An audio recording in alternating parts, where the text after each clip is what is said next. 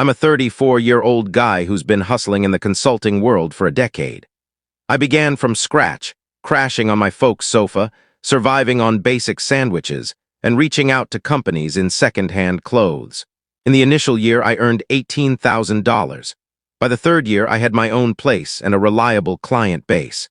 Today, I operate a strong six-figure consulting firm all by myself, without superiors or loans. With that foundation, I began putting money into properties. I purchased my initial home 3 years back, cleared the mortgage quickly, and then acquired a rundown place on Maple Avenue. I leased it out, and now it brings in steady earnings while its worth increases. That's the stage I was at when I encountered Nadia, a 32-year-old woman, during a professional gathering. She caught my eye, intelligent, self-reliant with her own job and lifestyle. We connected quickly. Within 6 months, we were essentially cohabiting. After 2.5 years, I asked her to marry me. She was overjoyed. We scheduled the ceremony for 8 months later, which appeared sufficient for proper arrangements without haste. Reflecting now, that's when the initial warning signs emerged.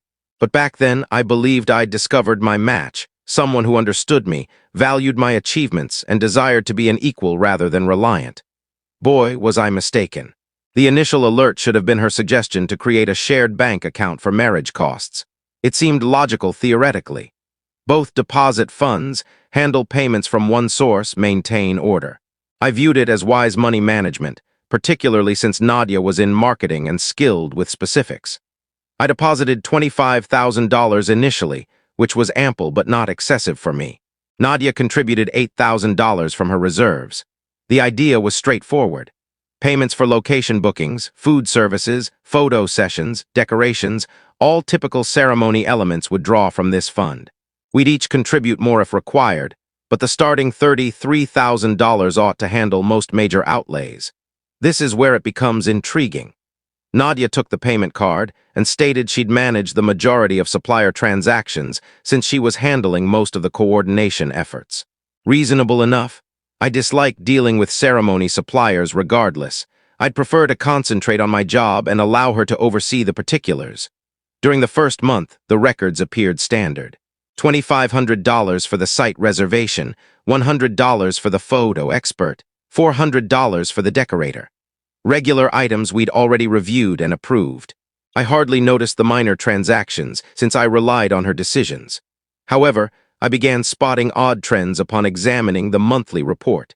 There was a $320 transaction at a spot named Bella's Shop that I didn't know. When I inquired with Nadia about it, she explained it was for footwear for the event. All right, acceptable.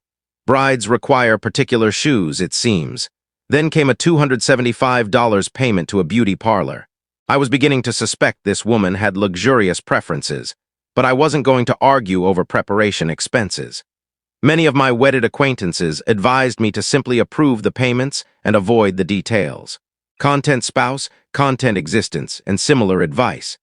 The true eye-opener occurred when I noticed a $1,200 payment to an upscale wellness center. That appeared excessive for bridal treatments, so I questioned it during supper. "Oh, that's for organizing my pre-wedding celebration," Nadia replied, slicing her meal casually. "Me and the ladies are opting for a spa getaway rather than the usual Las Vegas outing. Far more elegant. I almost gagged on my meal. You're covering your whole pre-wedding event from our shared fund. It's connected to the marriage," she responded defensively. That reasoning didn't add up for me. The pre-wedding party isn't a marital cost. It's an individual gathering expense. The tipping point arrived when I saw several lodging charges amounting to $2,400, all for the same period as our ceremony. When I totaled them and asked, Nadia shot me a glance as if I was nitpicking. "Those are for my relatives' accommodations," she explained, "my folks, my siblings, my Aunt Carol, and my cousin Lisa. They're traveling from elsewhere for the occasion." Nadia, we explicitly discussed this. We decided that relatives would cover their own trips and stays. That was prior to proper consideration, she stated. "My relatives aren't as financially stable as yours. They shouldn't face stress over lodging during our important time. Your folks can manage their own stay." Yes, my folks could handle it because they make prudent money choices and stay within budgets. Nadia's folks couldn't because they finance vehicles beyond their means and fund trips via loans. But evidently, noting that would label me the antagonist. "We have only one ceremony in life," Nadia argued when I resisted. Why not execute it correctly? Why not ensure all our loved ones attend without financial concerns? That statement, "We have only one ceremony in life," became her excuse for all upgrades. Enhanced decorations because we have only one ceremony. Expert styling for all 4 attendants because we have only one ceremony. Meanwhile, Nadia hadn't added any more funds to the shared account beyond that first $8,000. She was expending like we were wealthy while adding nothing to offset excesses. I was essentially financing her whole family's event trip while she pretended it was mutual. The shared account total kept declining. $28,000, $25,000, $22,000. Continuing this way, we'd exhaust it before reaching major suppliers like food and entertainment. But whenever I raised the expenditures, Nadia would become upset and claim I was adding pressure during a challenging period. I realize I should have stopped it immediately, should have discussed limits and guidelines seriously. But I convinced myself it was merely event tension, that normalcy would return post-marriage. I thought I could handle the additional costs to prevent disputes in a stressful phase. Largest error possible, because what I saw as mere overspending was actually Nadia revealing her true nature. And the genuine challenge was yet ahead. Roughly 6 weeks prior to the event, Nadia and I were in one of our weekend morning coordination meetings.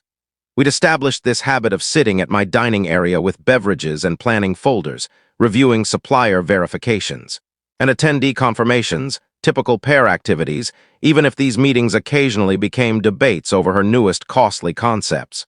This specific weekend, things appeared relaxed. We'd just completed the final attendee count, 147 individuals, about 20 above our original estimate because Nadia continued including extended kin and colleagues. I was mentally computing the impact on food expenses when she raised something unexpected. "I've been considering marriage presents," she mentioned, without lifting her gaze from her device where she was browsing a planning application. Not the list items from attendees, but what we provide to our relatives. I was still focused on the attendee calculations, determining if extra seating was needed.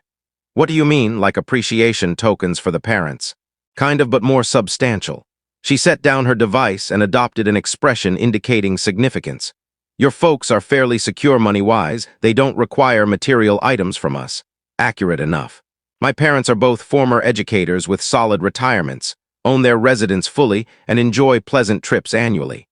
They're not rich, but stable and content. But my folks are in another position, Nadia proceeded. They've been trapped in that identical leased unit for around 15 years, unable to accumulate for an initial payment as lease rates rise, and they faced some credit problems recently. This was factual. Nadia's parents reside in a reasonable 2-room unit, but they're essentially wasting $1,400 monthly on lease with no equity. Her father is employed at a vehicle components shop, and her mother does occasional office tasks for a dental practice. Good folks, but they choose poorly with finances. Constant vehicle financing, costly outings they can't fund, such things. "Okay," I responded, still unclear on the direction. "What are you suggesting?" Nadia moved closer over the table, becoming more enthusiastic. "What if we offered them something transformative? Something significant that demonstrates our gratitude for their support?" The build-up made me uneasy. Like what? The residence on Maple Avenue? I momentarily halted breathing, staring to check if she was kidding. She wasn't. "You want me to transfer your folks my leased asset? Consider it rationally," she stated, as if outlining a deal. "You don't reside there. It's merely they're producing lease revenue while my folks battle increasing lease fees. This would resolve their housing issue forever." I set down my drink and truly observed her. "Nadia, that residence is valued at nearly $300,000. You're requesting I provide your folks a $300,000 marriage token." She dismissed it casually. "It's not as if you'd forfeit $300,000. You'd simply shift an item to kin. The residence would persist. It would just belong to those who truly require it." The nonchalant manner was nearly offensive, like I was trivial for considering the money aspects of donating a residence. "I acquired that asset as an investment," I stated, maintaining composure. "It yields $1,800 monthly in lease revenue. That's more than $20,000 yearly. Why would I donate that?" "Because we're soon to wed," she replied, her voice intensifying. "Because wedlock involves occasionally prioritizing your partner's relatives' requirements over personal money gains. Because it would be invaluable to me." "And what would you offer my relatives reciprocally? What's the matching action from you?" She regarded me as if that was absurd. Your parents don't need anything. They're already stable. That's irrelevant. The issue is you're seeking a huge financial concession from me while providing nothing similar. I'm providing my affection and dedication, she stated. I'm providing to create a future together.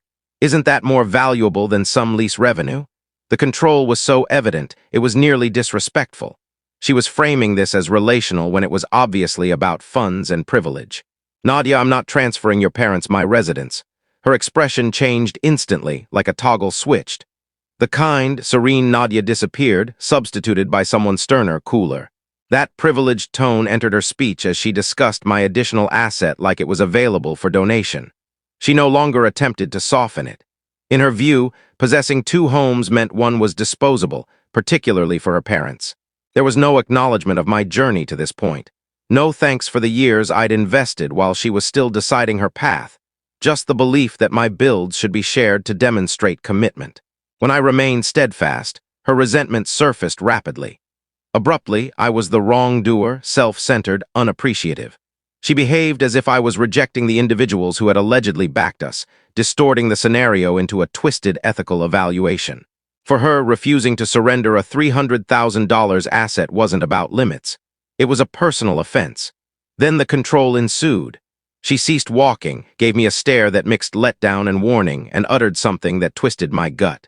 If you don't transfer the residence to my parents, the ceremony is canceled. She placed affection on the line like a negotiation tool, as if not complying meant I didn't truly care for her. At that instant, I recognized precisely who my betrothed was, someone who gauged care by sacrifice levels, not by shared regard or faith. To her, surrendering my hard-earned work wasn't irrational. It was anticipated. Less would mean disappointing her. The quiet afterward was dense. We merely gazed across the dining area, and I saw her absorbing that I wouldn't yield. Fine, she uttered eventually, seizing her bag and keys. I'm staying with my parents until you correct your thinking on marriage's true meaning. She moved toward the exit, then pivoted with a theatrical halt. Contact me when you're prepared to be a genuine companion rather than a greedy owner. The entrance closed forcefully, and abruptly my home was silent once more. I remained seated briefly, attempting to comprehend the occurrence.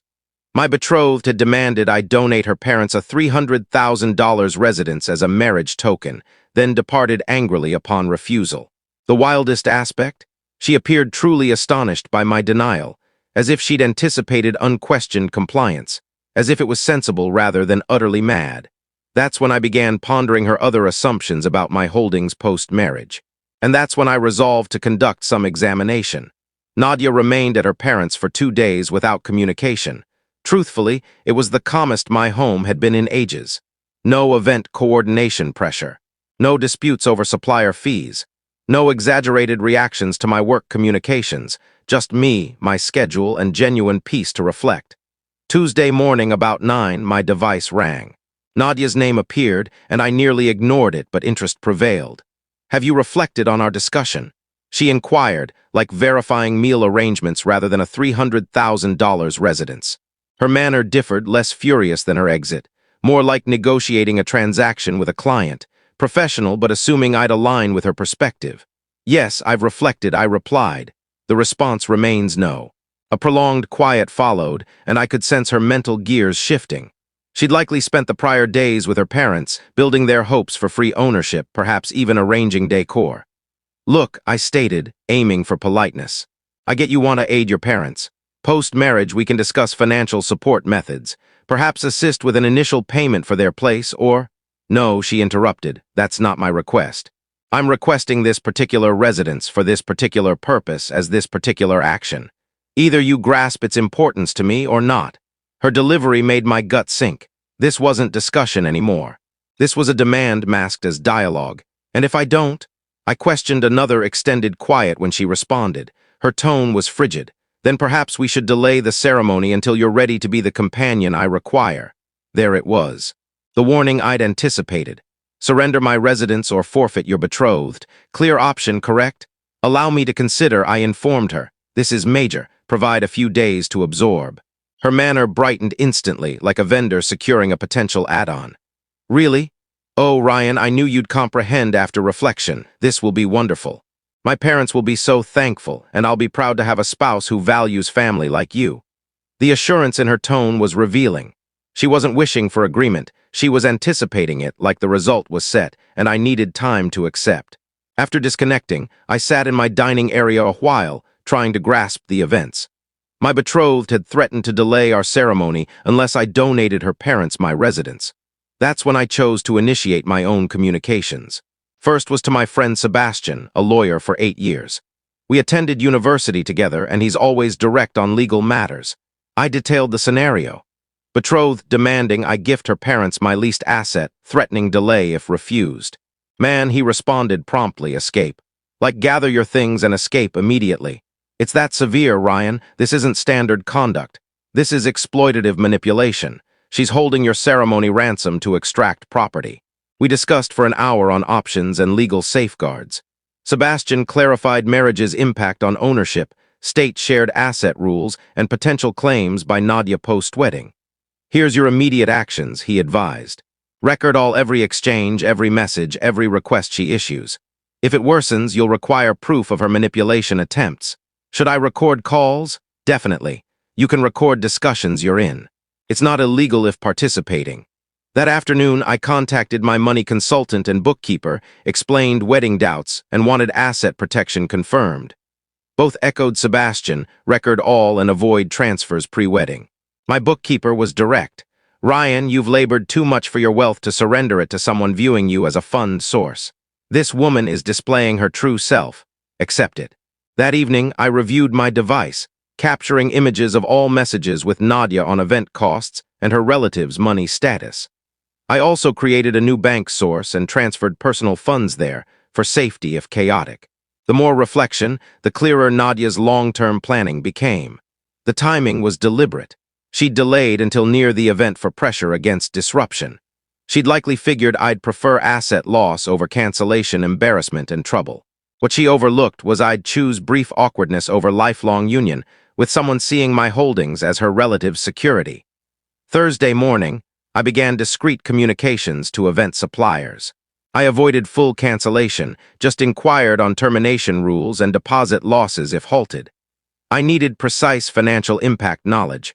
Most have standard rules. Deposit lost but no full payment if terminated over 30 days prior. Some were adaptable, but overall, no money catastrophe to stop. That's when I knew my choice was made. I was awaiting Nadia's call to observe if she'd reinforce demands or regain sense.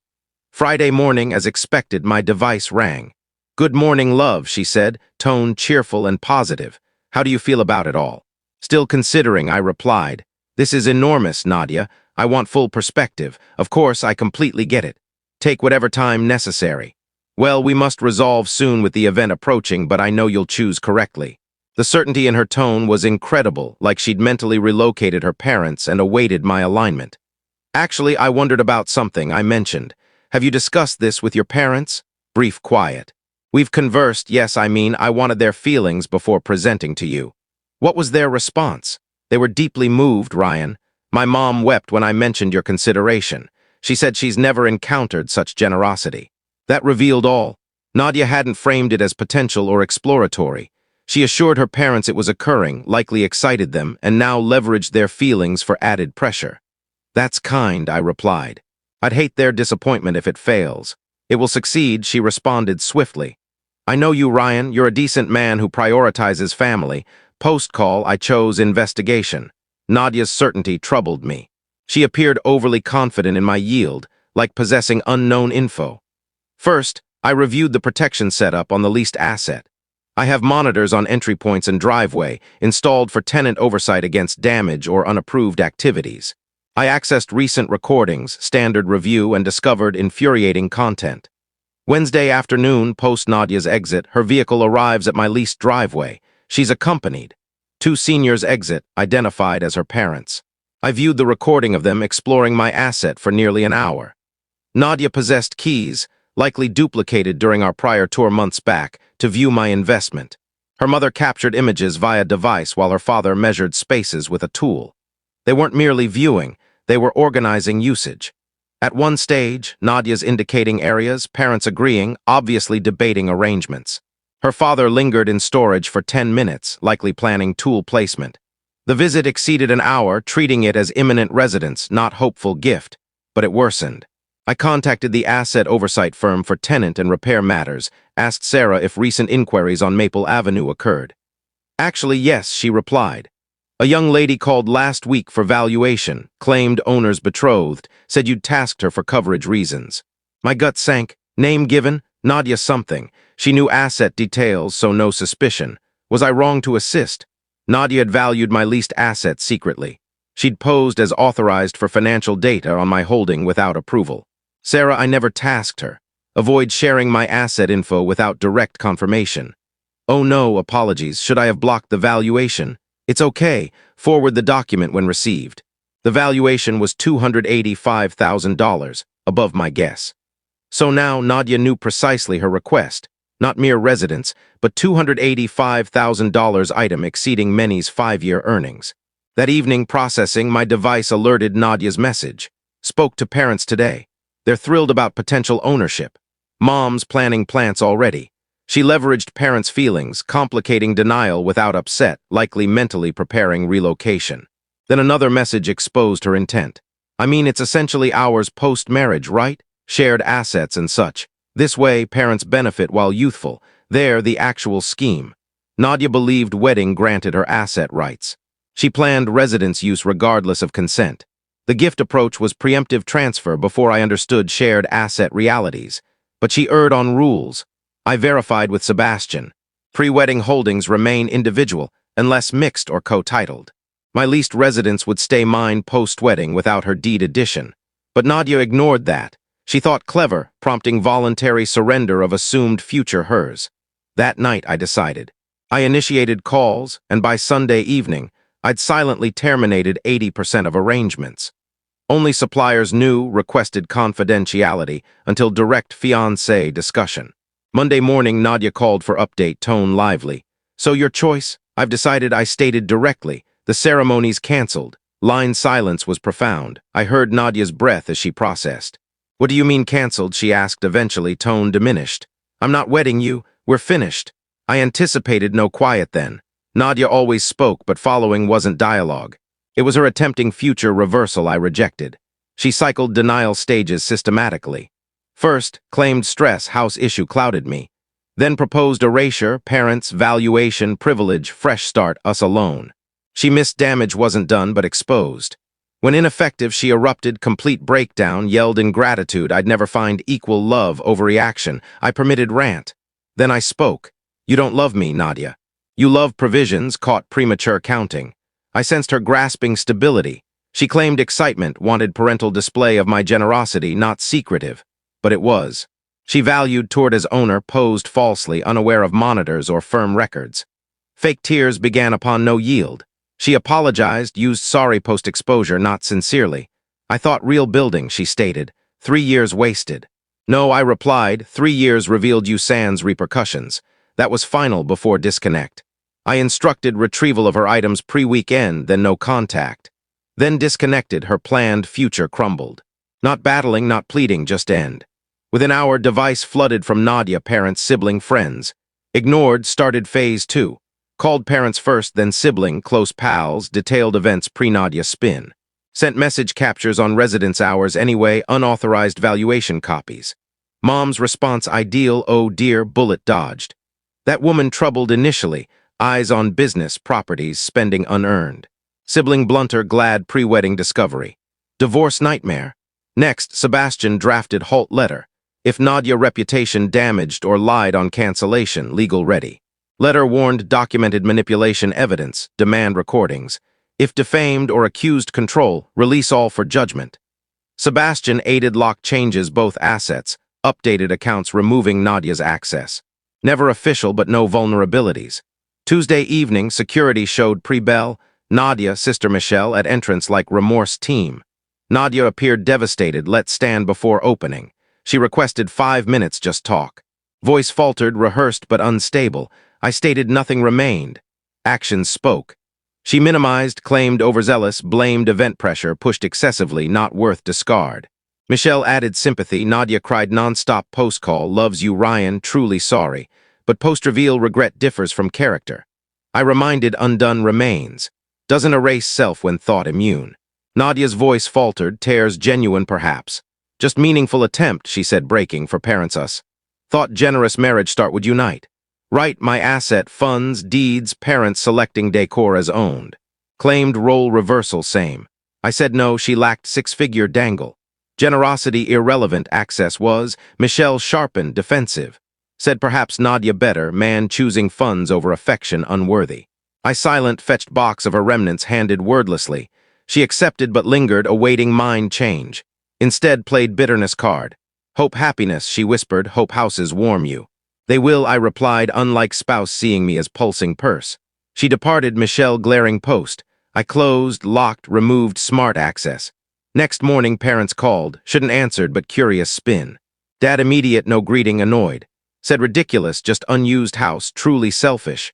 I calm, explained my residence, my funds. Daughter attempted unauthorized transfer, lied. Mom background, all love, thought I cared Nadia's joy. I said I did, hence no marriage, manipulator like Nadia unhappy sans control. Unwell received. Dad barked regret, never better find. Maybe, I said, but no theft worry. They disconnected, no pursuit, no regret, confirming departure wisest. Following weeks, Nadia tried more. Friends mediating, lengthy message her view, professional network note. Ignored. Sebastian sent halt post vague social posts on true people. Exploiters vary. Letter effective, silence followed. 6 months on, mutual pal said Nadia back parents, same lease unit, still moaning house on affordability. Meanwhile, my leased asset continues producing.